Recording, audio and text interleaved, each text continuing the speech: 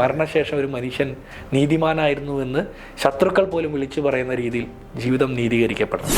അധികാരത്തിലുള്ള CPM-നേക്കാൾ ഭയക്കണം അധികാരം നഷ്ടപ്പെട്ട് പ്രതിപക്ഷത്തിരിക്കുന്ന CPM. ജനാധിപത്യത്തിൽ ഏർപ്പെടുന്ന ഓരോ രാഷ്ട്രീയ പ്രവർത്തകനും നേതാവിനും രണ്ട് ഭയം ഉണ്ടാകണം. ഏത് ഏകാധിപതിക്കും ഏത് ശക്തനും ഒരു പരാജയവും ഒരു മരണവും ഉണ്ടാവും. എത്ര ഉന്നതമായിട്ടുള്ള ചില്ലുമേടയിൽ ഇരുന്നാലും ഒരു ദിവസം താഴെ തെരുവിലിറങ്ങി നടക്കണമെന്നുള്ള ഭയം, ആ ഭയമുള്ളവനെ നല്ല നേതാവായിട്ട് പ്രവർത്തിക്കാൻ പറ്റും. എന്തുകൊണ്ട് ഞങ്ങൾ വിജയിച്ചു എന്ന് ഞങ്ങൾ പഠിക്കുമ്പോഴാണ് പിണറായി വിജയനെ പോലെ ഒരു പതനം ഉണ്ടാകാതിരിക്കണമെങ്കിൽ ഞങ്ങൾക്ക് പറ്റും. രാഷ്ട്രീയ പ്രവർത്തനത്തിൽ ഏർപ്പെടുന്ന നമ്മുടെ മുമ്പിൽ ഒരു പാഠമാണ് പിണറായി വിജയൻ. ഈ വിജയത്തിൻ്റെ അലയടികളൊക്കെ നടക്കുന്ന സമയത്തും ഒരു ഫേസ്ബുക്ക് പോസ്റ്റ് എന്നെ വളരെയധികം ആകർഷിച്ചൊരു ഫേസ്ബുക്ക് പോസ്റ്റാണ്. അപ്പോൾ സാറിനെ കാണുമ്പോൾ അതിനെക്കുറിച്ച് ചോദിക്കണമെന്ന് തന്നെ കരുതി ഇന്നലെ തന്നെ മനസ്സിൽ കുറിച്ച് വെച്ചൊരു പോസ്റ്റാണ്. അധികാരത്തിലുള്ള CPM-നേക്കാൾ ഭയക്കണം അധികാരം നഷ്ടപ്പെട്ട് പ്രതിപക്ഷത്തിരിക്കുന്ന CPM-നെ എന്നതായിരുന്നു ആ പോസ്റ്റ്. ശരിക്കും ഭയക്കേണ്ടതുണ്ടോ? അല്ല, CPM-നെ നമ്മൾ ഭയക്കേണ്ടത് അധികാരത്തിലുള്ളപ്പോൾ ഇവർ ചെയ്യുന്നതെല്ലാം നമുക്ക് മനസ്സിലാകുന്നുണ്ട്. ഏകാധിപത്യ പ്രവണതയിലെല്ലാം അടിച്ചമർത്തി തകർത്തു പോകും. രമേശ് പിഷാരടിയുടെ ഒരു ജയത്തിന് ശേഷം ആഹ്ലാദ പ്രകടനം നടത്തുന്ന മനുഷ്യർക്കിടയിലേക്ക് കല്ല് വലിച്ചെറിഞ്ഞവരെ പോലീസ് ലാത്തി ചാർജ് ചെയ്തതിൻ്റെ മുഴുവൻ പാപഭാരം ഇന്ന് കേട്ടുകൊണ്ടിരിക്കുക. നമ്മൾ തോറ്റിട്ട് മണിക്കൂറുകൾ പോലും ആയില്ല ഇവർ പറയുക UDF പോലീസിനെ ഉപയോഗിച്ച് തല്ലിയെന്ന്. പാലക്കാട് ജില്ലാ സെക്രട്ടറി AK ബാലനെ പോലുള്ള ആളുകളൊക്കെ പറയുകയാണ്. നാളെ മുതൽ കേരളത്തിൽ ഹർത്താൽ വരും, പണിമുടക്ക് വരും, വഴിയിൽ മനുഷ്യരെ ആക്രമിക്കും, സർക്കാർ ഓഫീസുകൾ അടിച്ചു തകർക്കും, പോലീസ് ജീപ്പ് കത്തിക്കും, സാധാരണക്കാരായ മനുഷ്യരെ മെക്കെട്ട് കയറും. ഒരുപാട് സമരങ്ങൾ ഇനി കാണാൻ കിടക്കുകയാണ്. ഈ 10 വർഷക്കാലം മുദ്രാവാക്യം വിളിക്കാൻ പറ്റാതെ നാവ് തളർന്ന് പൂപ്പൽ പിടിച്ചിരുന്ന SFI, DYFI, CPM നേതാക്കന്മാരൊക്കെ നാളെ മുതൽ സമരത്തിനിറങ്ങും. അതുപോലെ തെരുവിലേക്ക് ഇറങ്ങാൻ പോകും. പിന്നെ ഇവന്മാരെ ഇന്നലെ ആളുകളെല്ലാം അടിച്ചോടിച്ച് പള്ളയെ കളഞ്ഞ കൊടിയ എവിടെന്നെങ്കിലും തപ്പിപ്പറക്കിയെടുത്തിട്ട് നാളെ ഒരു കമ്പേ കെട്ടി റോട്ടിലിറങ്ങും. കേരളം നാളെ മുതൽ ഇനി സമരത്തിന്റെ കാലമായിരിക്കും. ജനങ്ങളെ ബുദ്ധിമുട്ടിക്കാൻ തീരുമാനിച്ചു കഴിഞ്ഞു. അവർ 10 വർഷക്കാലം അധികാരത്തിലിരുന്ന് ബുദ്ധിമുട്ടിച്ചു. ഇനി എങ്ങനെയെങ്കിലും ഗതി പിടിക്കാൻ വേണ്ടിയിട്ട് പിച്ച വെച്ച് നടക്കാൻ നോക്കുന്ന കേരളത്തിന്റെ സാമ്പത്തിക രംഗത്തെ തകർക്കാൻ വേണ്ടി നാളെ മുതൽ മുഴുവൻ സമയ ബുദ്ധിമുട്ടായിട്ട് മാറിയിറങ്ങും. എന്താണെങ്കിലും ധനകാര്യമന്ത്രിയാണ് പ്രതിപക്ഷ നേതാവായി വരുന്നത് എന്നാണ് കേൾക്കുന്നത്. കാരണം പിണറായി സാറിന് അപമാനം കൊണ്ട് എന്തായാലും VD സതീശനായെങ്കിലും അല്ലെങ്കിൽ രമേശ് ചെന്നിത്തലയാണെങ്കിലും ആരാണ് മുഖ്യമന്ത്രിയെങ്കിലും അദ്ദേഹത്തിന് മുന്നിൽ വന്ന് നിൽക്കാനൊരു ചളിപ്പുണ്ടാകും. കാരണം നമുക്കറിയാം VD ആണെങ്കിലും RCA ആണെങ്കിലും എത്രമാത്രം കടന്നാക്രമിച്ചിട്ടുണ്ടെന്നുള്ളത് നമുക്കറിയാം. പക്ഷെ രണ്ടുപേരും അത്ഭുതപൂർവമായ ഒരു വിജയം കൈവരിച്ചു വരുമ്പോൾ അതിൽ തന്നെ സതീശൻ സാറിൻ്റെ പേര് VD സതീശൻ സാറിൻ്റെ പേര് എടുത്ത് പറയാതിരിക്കാൻ പറ്റില്ല. അദ്ദേഹത്തിൻ്റെ ഒരു പ്രഡിക്ഷൻ, ആ ഒരു പ്രഡിക്ഷൻ ഭയങ്കരമായിരുന്നു. കാരണം എബോവ് 100 അത് ഒരു കല്ലിൽ കൊത്തിവെച്ച വാക്കുപോലെയായിപ്പോയി. നമുക്കറിയാം, ഞാൻ ഇവിടെ ആ പറയുന്ന ഒരു ഇലക്ഷൻ്റെ വോട്ടെണ്ണൽ കണ്ടു തുടങ്ങുന്നത് ഏകദേശം 9:30 കൂടിയാണ്. ഞാൻ വീട്ടിൽ നിന്നും ഓഫീസിലെത്തി 9:30 ആകുന്ന സമയത്ത് തന്നെ 84 to 88 നിൽക്കുകയാണ്. അത് കുറഞ്ഞാലും 87, പിന്നീട് മുന്നോട്ട് ചെല്ലുമ്പോൾ കാണുന്നത് അവസാനിക്കുന്നത് എബോവ് 100 ആണ്. അപ്പോൾ ആ ഒരു പ്രഡിക്ഷൻ അത്ര ഉറപ്പുണ്ടായിരുന്നു. കാരണം ഈ ഭരണവിരുദ്ധ വികാരം ആഞ്ഞടിക്കുന്നുണ്ടെന്ന് പറയുമ്പോഴും CPM അതിനെ ഖണ്ഡിക്കുകയായിരുന്നു ചെയ്തത്. ഒരിക്കലും ഭരണവിരുദ്ധ വികാരമില്ല. പക്ഷെ നമുക്കറിയാം ഭരണവിരുദ്ധ വികാരമുണ്ട്, പിണറായി വിരുദ്ധതയുണ്ട്.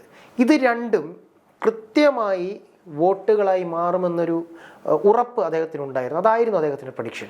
നിങ്ങൾ പറഞ്ഞതിന് 3 കാര്യം ഞാൻ മനസ്സിലാക്കുന്നത്. ഒന്നാമത്തത്, ആര് പ്രതിപക്ഷ നേതാവാകും, അതിന് പിണറായി വിജയന് ധൈര്യം ഉണ്ടാകും. ഞാൻ ചോദിക്കുന്ന മുഖ്യമന്ത്രിയാണോ മരുമകനാണോ പ്രതിപക്ഷ നേതാവാകാൻ പോകുന്നത് എന്നുള്ളതാണ്. മിനിഞ്ഞാന്ന് വരെ കേരളത്തിലെ CPM-ൻ്റെ നേതാക്കന്മാർ ഞങ്ങളോട് ചോദിച്ചു ആരാ നിങ്ങളുടെ മുഖ്യമന്ത്രി എന്നാണ്. ഞങ്ങൾ ചോദിക്കുന്ന ആരാ നിങ്ങളുടെ പ്രതിപക്ഷ നേതാവെന്നാണ്. അവിടെ വിലാപവും പല്ലുകടിയും കൂട്ടക്കരച്ചിലും ശ്മശാന മൂകതയും ഒക്കെയാണ്.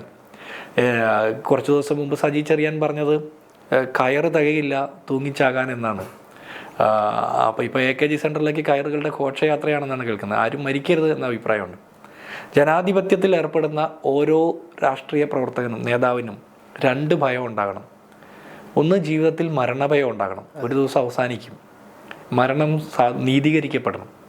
രണ്ടാമത്തത്, പരാജയത്തെ ഭയക്കണം. ഏത് ഏകാധിപതിക്കും ഏത് ശക്തനും ഒരു പരാജയവും ഒരു മരണവും ഉണ്ടാവും. ഈ രണ്ടിനെയും ഭയന്ന് രണ്ടിനെയും കൃത്യമായി മനസ്സിലാക്കി ജീവിച്ചില്ലെങ്കിൽ പിണറായി വിജയൻ്റെ ഗതി വരും. അത്രയും ദാരുണമായിട്ടുള്ള ദുരന്തപൂർണമായിട്ടുള്ള പരാജയമാണ് പിണറായി വിജയൻ ഏറ്റുവാങ്ങിയത്. ഈ നിമിഷം വരെ ഒരു വാക്ക് മാധ്യമങ്ങളോട് പറയാൻ പറ്റിയിട്ടില്ല, സ്വന്തം സഖാക്കന്മാരോട് പറയാൻ പറ്റിയിട്ടില്ല. 10 വർഷത്തെ പ്രോഗ്രസ് കാർഡ് അവതരിപ്പിച്ച് സ്വയം എഴുതി തയ്യാറാക്കി സ്വയം ഒപ്പിട്ട് ജനങ്ങളുടെ മുമ്പിൽ അവതരിപ്പിച്ച പ്രോഗ്രസ് കാർഡ് അവതരിപ്പിച്ചിട്ടും എന്തുകൊണ്ട് ഇത്രയും തകർച്ച നേരിട്ടു എന്ന് ഒരു വാക്ക് പറയാനുള്ള ധൈര്യമില്ലാതെ പിടിക്കപ്പെട്ട ഒരു മോഷ്ടാവിൻ്റെ എല്ലാ ഭയവിഹലതയോടും കൂടിയാണ് പിണറായി വിജയൻ ശിരസ്സ് കുനിച്ചുകൊണ്ട് ഇറങ്ങി നടക്കുന്നത്. റിസൾട്ട് വരുന്നതിന് മുമ്പേ കുടുംബത്തെ കൂട്ടി ക്ലിഫ് ഹൗസ് ഒഴിയുന്നു. റിസൾട്ട് വന്നപ്പോൾ നേരിട്ട് കത്ത് കൊടുക്കാനുള്ള ധൈര്യം പോലും ഇല്ലാതെ ദൂതൻ്റെ കൈവശമാണ് രാജിക്കത്ത് കൊടുത്തത്. അത്രയും പരാജയപ്പെടുക മാത്രമല്ല, പരാജയത്തിൻ്റെ അങ്ങേയറ്റത്തെ ഭയം കൂടി വേട്ടയാടുന്ന മനുഷ്യനായിട്ടാണ് അദ്ദേഹത്തെ കാണുന്നത്. ഇപ്പോൾ ജനാധിപത്യത്തിൽ ഏർപ്പെടുന്ന നമ്മൾ, രാഷ്ട്രീയ പ്രവർത്തനത്തിൽ ഏർപ്പെടുന്ന നമ്മുടെ മുമ്പിൽ ഒരു പാഠമാണ് പിണറായി വിജയൻ. ഒന്ന്, ജീവിതത്തിൽ നമുക്കൊരു മരണമുണ്ട്, ആ മരണം നീതീകരിക്കപ്പെടുന്നത് ഉമ്മൻചാണ്ടിയെ പോലെയാണ്. മരണശേഷം ഒരു മനുഷ്യൻ നീതിമാനായിരുന്നു എന്ന് ശത്രുക്കൾ പോലും വിളിച്ചു പറയുന്ന രീതിയിൽ ജീവിതം നീതീകരിക്കപ്പെടണം. രണ്ടാമത്തത്, ജനാധിപത്യത്തിൽ ഒരു പതനമുണ്ട്, പരാജയമുണ്ടെന്ന് കണ്ടിട്ട് വേണം മുന്നോട്ട് പോകാൻ. എത്ര ഉന്നതമായിട്ടുള്ള ചില്ലുമേടയിൽ ഇരുന്നാലും ഒരു ദിവസം താഴെ തെരുവിലിറങ്ങി നടക്കണമെന്നുള്ള ഭയം, ആ ഭയമുള്ളവനെ നല്ല നേതാവായിട്ട് പ്രവർത്തിക്കാൻ പറ്റുള്ളൂ, ഭരണകർത്താവാൻ പറ്റുള്ളൂ. രണ്ട് രീതിയിലും പരാജയപ്പെട്ട നേതാവാണ് പിണറായി വിജയൻ. അടുത്തത് നിങ്ങൾ പറഞ്ഞത് വി.ഡി. സതീശൻ പ്രതിപക്ഷ നേതാവിൻ്റെ പ്രഡിക്ഷൻ 100 മേലെ സീറ്റ് എന്നുള്ളത്, അത് പ്രതിപക്ഷ നേതാവാണ് ഏറ്റവും കൂടുതൽ ആദ്യം പറഞ്ഞത് എന്നുള്ളെങ്കിൽ തന്നെ കേരളത്തിൽ സാധാരണക്കാരുടെ ഇടയിൽ പ്രവർത്തിക്കുന്ന ഓരോ കോൺഗ്രസ് UDF പ്രവർത്തകനും ഈ വലിയ ആത്മവിശ്വാസമുള്ളൊരു കൗണ്ടായിരുന്നു ഈ 100 മേലെ. ഞാൻ ഇപ്പോഴും വിചാരിക്കുന്നു, കുറച്ച് സ്ഥലങ്ങളിൽ ചെറിയ പാളിച്ചകൾ, ചില കണക്കുകൂട്ടലുകൾ, തയ്യാറെടുപ്പുകൾ കുറച്ചുകൂടി നന്നായി കൈകാര്യം ചെയ്യാൻ പറ്റിയിരുന്നെങ്കിൽ കേരളത്തിൻ്റെ റിസൾട്ട് ഇതല്ല, റെക്കോർഡ് ഭൂരിപക്ഷത്തിൽ ഇതിനേക്കാൾ വലിയ ചരിത്രം സൃഷ്ടിക്കപ്പെടും. നേഷൻ ഫസ്റ്റിൽ ഒരിക്കൽ സംസാരിച്ചപ്പോൾ ഞാൻ ഓർക്കുന്നുണ്ട്, ധർമ്മടത്ത് ഷാഫി പറമ്പിൽ മത്സരിച്ചാൽ ജയിക്കും. ഞാൻ പറഞ്ഞു പിണറായി വിജയൻ തോക്കുമെന്ന്. എന്നെ ഒരുപാട് പേര് ആക്ഷേപിച്ച അതിൻ്റെ പേരിൽ.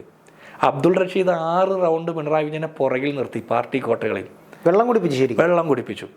അബ്ദുൾ റഷീദ് കുറച്ചുകൂടി തയ്യാറെടുപ്പുണ്ടായിരുന്നെങ്കിൽ അവിടെ ജയിക്കുമായിരുന്നു. അപ്പോൾ പിന്നെ ഷാഫി പറമ്പിൽ പോയാലോ പിണറായി വിജയൻ്റെ പൊടി പോലും അവിടെ കണ്ടിട്ടില്ല. അങ്ങനെയാണെങ്കിലത്തെ അവസ്ഥയൊന്ന് സാറിന് ചിന്തിച്ചു നോക്കൂ.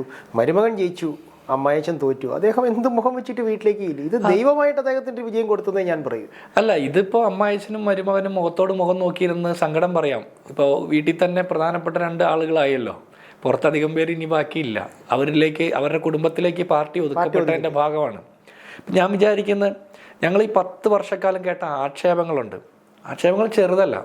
10 വർഷം തോറ്റില്ലേ, പ്രതിപക്ഷത്തല്ലേ, നിങ്ങൾ ആജീവനാന്ത പ്രതിപക്ഷമാണ്, ഇന്ത്യ എമ്പാടും തോറ്റില്ലേ, അങ്ങനെയാണ് ഇങ്ങനെയാണ് ആക്ഷേപിച്ചിട്ടുണ്ട്. ഈ രാജ്യത്തെ തിരികെ പിടിക്കാൻ വേണ്ടി രാഹുൽ ഗാന്ധി ഭാരത് ജോഡോ യാത്ര നടത്തിയപ്പോൾ അതിനെ കണ്ടെയ്നർ യാത്ര എന്ന് ആക്ഷേപിച്ചവരാണ് എം സ്വരാജിനെ പോലുള്ള ഇവർ താത്വികാചാര്യന്മാർ. വലിയ ആക്ഷേപങ്ങൾ കേട്ടു. ഈ ആക്ഷേപങ്ങൾ കേട്ട സമയത്ത് തെരുവിലിറങ്ങി നടന്ന് ഞാനൊരു കോൺഗ്രസ്സുകാരനാണെന്ന് ആത്മവിശ്വാസത്തോടെ പറഞ്ഞ മനുഷ്യരുണ്ട്, സാധാരണക്കാരായിട്ടുള്ള മനുഷ്യർ. ഈ കൊടി കാണുമ്പോൾ എല്ലാ പ്രയാസങ്ങളെയും മറന്നുകൊണ്ട് ഈ കൊടി എടുത്ത് പിടിച്ചിട്ട് എത്ര തോറ്റാലും അവസാനത്തെ കോൺഗ്രസ്സുകാരനായിട്ട് ഞാൻ ഉണ്ടാകുമെന്ന് പറഞ്ഞ് കേരളത്തിലെ തെരുവിലിറങ്ങി സമരം ചെയ്ത മനുഷ്യർ, തല പൊട്ടി ഒലിച്ചവർ, ചോര ഒലിച്ചവർ, എല്ലും കൈയും കാലൊക്കെ ഒടിച്ച് സമരം ചെയ്തവർ, ജയിലിൽ നിറച്ച മനുഷ്യർ, ചായക്കടകളിലും ബസ് സ്റ്റോപ്പുകളിലും ഓട്ടോ സ്റ്റാൻഡിലും പച്ചക്കറി കടയിലും ഒക്കെ പലചരക്ക് കടയുടെ മുമ്പിലും ഒക്കെ രാഷ്ട്രീയം പറഞ്ഞ് CPMകാരുടെ ആട്ടും തുപ്പും കേട്ട് അവരുടെ അതിക്രമങ്ങളും ആക്രോശങ്ങളും കേട്ട മനുഷ്യരുണ്ട്. ആ മനുഷ്യരുടെ ആത്മവിശ്വാസമാണ് വി.ഡി. സതീശൻ പറഞ്ഞത് 100 സീറ്റിലധികം നേടി വിജയിക്കുമെന്നുള്ളത്. പഞ്ചായത്ത് തിരഞ്ഞെടുപ്പ് ജയിച്ചപ്പോൾ നമ്മൾ പറഞ്ഞു, പാർലമെൻറ്റ് തിരഞ്ഞെടുപ്പ് നടന്നപ്പോൾ പറഞ്ഞു, തദ്ദേശ ഉപതെരഞ്ഞെടുപ്പുകൾ നടന്നപ്പോൾ പറഞ്ഞു, നിയമസഭാ ഉപതെരഞ്ഞെടുപ്പ് നടന്നപ്പോൾ ഒക്കെ പറഞ്ഞു. ഇതെല്ലാം ജനങ്ങൾ കൊടുത്ത മെസ്സേജാണ്. ഞങ്ങൾ സാധാരണക്കാരുടെ ഒപ്പം നടക്കുന്ന മനുഷ്യരാണ്. പിണറായി വിജയനെ പോലെ 24 കവചിത വാഹനവും 1000 പോലീസിൻ്റെ അകമ്പടിയും പാർശ്വവർത്തികളായിട്ടുള്ള ചില കുഴലൂത്തുകാരുടെയും പിന്തുണയില്ലാതെ സാധാരണക്കാരുടെ ഇടയിൽ തെരുവിലിറങ്ങി ഒരു ചായക്കടയിൽ പോയി ഒരു കാലിച്ചായ മേടിച്ചു കുടിക്കുന്നതിൻ്റെ മുമ്പിൽ നാട്ടുകാരായിട്ടുള്ള CPMകാർ, സഖാക്കന്മാർ രാഷ്ട്രീയം പറയും. അവർ പറയുന്ന രാഷ്ട്രീയം മനസ്സിലാക്കിയിട്ടാണ് ഞങ്ങൾ പറഞ്ഞത് 100-ലധികം സീറ്റോടെ UDF വരുമെന്ന്. മണ്ഡല പുനർനിർണയത്തിൻ്റെ അധിക ബലം CPMനും LDFനും ഉണ്ടായിരുന്നു. സിറ്റിംഗ് MLAമാരായിട്ടുള്ള 75 പേരുടെ ശക്തി അവരുടെ കയ്യിലുണ്ടായിരുന്നു. മന്ത്രിസഭയുടെ എല്ലാവിധ കൊട്ടിഘോഷങ്ങളും ഉണ്ടായിരുന്നു. ആഘോഷങ്ങളുണ്ടായിരുന്നു, സാമ്പത്തിക ശേഷി ഉണ്ടായിരുന്നു, വിലക്കെടുത്ത മാധ്യമ സഖാക്കന്മാരും മാധ്യമ സ്ഥാപനങ്ങളും ഉണ്ടായിരുന്നു, BJPയുടെ പിന്തുണയും ഒത്താശയും ഉണ്ടായിരുന്നു, SDP ഉണ്ടായിരുന്നു, അതുപോലെയുള്ള ഹിന്ദു മഹാസഭ പോലെയുള്ള ആളുകളുണ്ടായിരുന്നു, സകല വർഗീയവാദികളുടെയും പിന്തുണയുണ്ടായിരുന്നു. അവിടെ ഞങ്ങൾ ജയിക്കുന്നത് സാധാരണക്കാരായിട്ടുള്ള മനുഷ്യരുടെ പോരാട്ടമാണ്. ആ പോരാട്ടത്തിൻ്റെ സമയത്തൊക്കെ ഞങ്ങൾക്ക് ബലം നൽകിയത് ഇവർ നൽകുന്ന ആത്മവിശ്വാസമാണ്. എത്ര പരാജയപ്പെട്ടിട്ടും MLAയും MP യും ആകാതെ വരുമ്പോൾ പാർട്ടി വിട്ടു പോകുന്ന ആളുകളെ ഞങ്ങൾ കണ്ടു. അധികാരം നഷ്ടപ്പെട്ടപ്പോൾ ഈ പാർട്ടിയെ ആക്ഷേപിച്ചുകൊണ്ട് അപ്പുറത്ത് പോയി ചേക്കേറിയ ആളുകളെ ഞങ്ങൾ കണ്ടു. അപ്പോൾ ഈ പാർട്ടി എത്ര പരാജയപ്പെട്ടാലും പാർട്ടി വിട്ടുപോകില്ല എന്ന് ദൃഢപ്രതിജ്ഞയെടുത്ത 10,000-കണക്കിന് മനുഷ്യർ കേരളത്തിൻ്റെ തെരുവിൽ സമരം ചെയ്തതിൻ്റെ, നാവുകൊണ്ട് പ്രതിരോധിച്ചതിൻ്റെ ഫലമായിട്ടാണ് ഞങ്ങൾ ജയിച്ചു വരുന്നത്. അവർക്കാണ് ഇത് ഡെഡിക്കേറ്റ് ചെയ്യുന്നത്. അവർക്ക് ഇത് ഡെഡിക്കേറ്റ് ചെയ്യുമ്പോൾ 100 എന്നുള്ളത് ചെറിയ കണക്കൂട്ടലല്ല, അത് അവരുടെ മനസാക്ഷിയുടെ പ്രതിഫലനം മാത്രമാണ്. പിന്നെ ഈ പറഞ്ഞ പോലെ ഓരോ പരാജയത്തിൽ നിന്നും നമ്മൾ പഠിക്കും. ഇനി ഈ വിജയത്തിൽ നിന്ന് നമുക്ക് പഠിക്കാനുണ്ട്. എന്തുകൊണ്ട് ഞങ്ങൾ വിജയിച്ചു എന്ന് ഞങ്ങൾ പഠിക്കുമ്പോഴാണ് പിണറായി വിജയനെ പോലെ ഒരു പതനം ഉണ്ടാകാതിരിക്കണമെങ്കിൽ ഞങ്ങൾക്ക് പറ്റുമോ. അപ്പോൾ ഞങ്ങൾ ഇതും പഠിക്കുകയാണ്. ഈ 10 വർഷത്തെ പഠനം ചെറുതൊന്നുമല്ല, ചെറിയ ട്യൂഷനല്ല പിണറായി വിജയൻ്റെ സർക്കാർ ഞങ്ങൾക്ക് തന്നത്.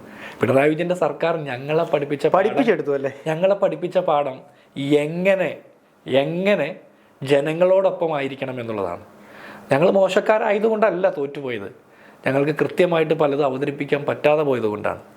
ജനങ്ങളാണ് രാഷ്ട്രീയത്തിൽ, ജനാധിപത്യത്തിൽ അൾട്ടിമേറ്റ് പവർ എന്ന് തിരിച്ചറിയണം. അത് നമ്മൾക്ക് കിട്ടുന്ന വലിയ ധൈര്യമാണ്. അവിടെ VD സതീശനും രമേശ് ചെന്നിത്തലയും KC വേണുഗോപാലും സണ്ണി ജോസഫും അതുപോലെ K സുധാകരനും ദീപാദാസ് മുൻഷിയും അടക്കമുള്ള കോൺഗ്രസിൻ്റെ നേതാക്കന്മാരെല്ലാവരും ഒരുപോലെ പ്രയത്നിച്ചിട്ടുണ്ട്. അവരെന്ത് ആഗ്രഹിക്കുന്നോ അതിനനുസരിച്ചിട്ട് ഗ്രൗണ്ടിൽ അതിനെ യാഥാർത്ഥ്യവൽക്കരിക്കാൻ വേണ്ടി പണിയെടുത്ത പ്രവർത്തകരുണ്ട്. KSUക്കാർ, യൂത്ത് കോൺഗ്രസ്സുകാർ, മഹിളാ കോൺഗ്രസ്സുകാർ, INDC പ്രവർത്തകർ, സാധാരണക്കാരായിട്ടുള്ള മനുഷ്യർ, അനുഭാവികൾ, അണികൾ, UDFൻ്റെ മറ്റ് ഘടകകക്ഷികളുടെ പ്രവർത്തകർ എല്ലാവരും ഒരുപാട് നഷ്ടങ്ങൾ നേരിട്ടിട്ടും ഈ പാർട്ടി അധികാരത്തിലെത്തണമെന്ന് ആഗ്രഹിച്ച മനുഷ്യർ, അവരുടെ അധ്വാനത്തിൻ്റെ, കണ്ണീരിൻ്റെ, വിയർപ്പിൻ്റെ ഒക്കെ ഫലമാണ് ഈ ജയം. അപ്പോൾ ഞങ്ങൾ വലിയ സന്തോഷമുണ്ട്, അത്രയും തന്നെ ഉത്തരവാദിത്ത ബോധവും.